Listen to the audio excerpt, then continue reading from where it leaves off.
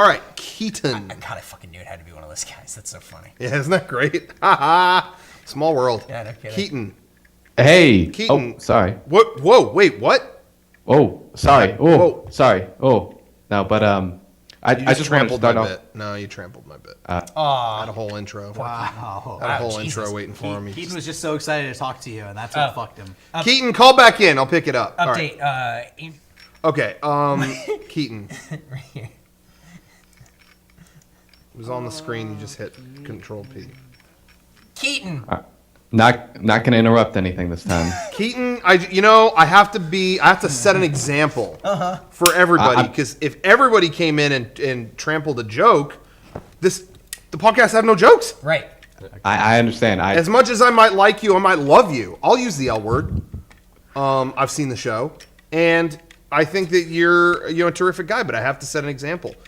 Well, thanks. I really appreciate it. I'm just glad that we do have some rules to stay by. You know? Exactly. Without rules, where would we be? Exactly. Be anarchy. Anarchy reigns the game. Hey, it's a bunch of savages in this town. I just wanted to start off by saying everything y'all put out in the last couple months has been amazing. Awesome. Oh, dude, thank you. Fiza Mech was incredible. Kudaragi's Way is Awesome. Probably my favorite Mega64 video now. Awesome. Wow, man. Awesome. So I just, really, really impressed. Really awesome stuff. Hey, there's more on the way too. We got some great. shit That's coming in what the I'd like to pipeline that you're gonna hate, but you'll say, hey, respect. At least they filmed it. No, that's great. Thank you very much. I appreciate that very much. But I was watching Nighttime last night, and on there you have the Meet the Spartans bit. Right. Yes. That has to be one of my favorite sketches y'all have done. Hey, that's one of my top 10. That is just it reminds me of sort of a Tim and Eric, or not Tim and Eric, but Tim Heidecker has that movie show on I don't know if you've seen it on Adult Swim. Yeah, on cinema. Yeah, I've seen that. Yeah, on cinema. It kind of reminds me of that. Just doesn't take itself seriously at all. Yeah. It's amazing. But it seems like it was filmed we have this idea, let's go shoot this right now. Yeah. It's going to work really well.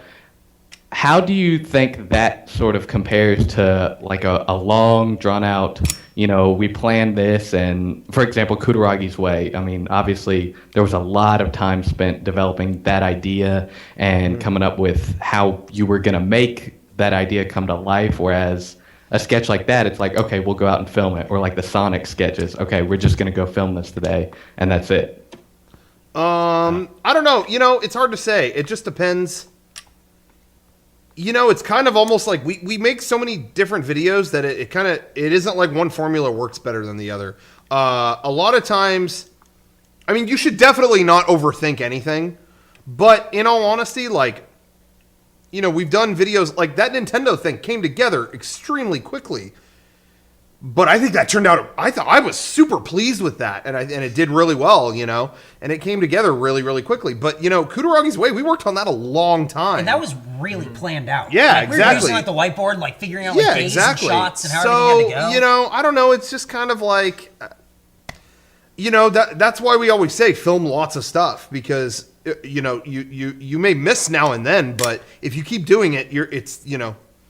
It's funny. I don't know if it's funny, but I remember you talking about this one time in a podcast, and I always think about it, where you were saying, somebody asked about filming certain stuff or whatever, and you said filming different stuff is it's like exercise. It's like flexing a muscle. Yeah. Film all the time. Try to film every day. Film different stuff. Yeah. Go in different directions, and see where your strengths are, and see which ways you can go in and everything. And I feel like that's what you guys have been doing a lot of the last couple months. That Nintendo video was so fast and fly up here, do this thing, okay, then we gotta be done. Before that, the Kudaragi thing was meticulous and everything like that. And that was in the middle of doing out in public sketches, and those are so different. It's really interesting to see you guys, especially now after seeing being with you guys working for 10 years, to see your ability to change gears in that way is really cool. I think that's really, really great. Thank you. So do you think there's like one that you find to be a lot more fun, whereas I don't know, maybe the other isn't fun at the time, but you feel like it yields more results or something like that? Well, you know what though? For me, and again, is another. It's kind of a non-answer almost, but for me personally, like I like the contrast of both, because if we always did quick things and them out, I'd get tired of that. But I like doing that. Like if you asked me to do that tomorrow, I'd have a blast. Just, we got to do something and do it in one day, and it's got to be out tomorrow. I enjoy that, but I don't want to do that every video. I enjoy shifting from that to, okay, now we're filming a bigger video, and there's lots of people here, and we're going to be filming all night. And, you know, we've been working on one recently, and there was a night recently that we had people come down here, and we filmed till 1 in the morning. I really enjoyed that. But then also, I don't want to do that every night. Now I want to do kind of a quicker lo-fi thing. For me personally, that's why I've been enjoying it all these years, is you can do a video like Stanley Parable, where you are just out and you're looking at people and what are they going to do? And then you can also do a video where you're going in the studio and you're spending a month making something, you know, even if that won't get as many hits. I just like, one or the other. I like the contrast of going to back and forth. That's what I like. That we could do something really cinematic tomorrow, and then the next day something on the green screen, and it's just quick and it's fun.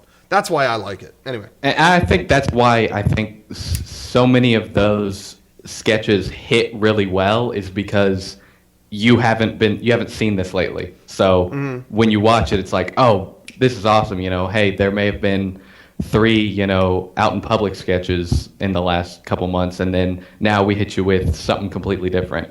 And so yeah, I think that's we just why. don't want people to know what they're getting when they hit play, you know. So yeah, and so every time, you know, you make we're going to see something this week. It's one of 100 different things, you know. Awesome.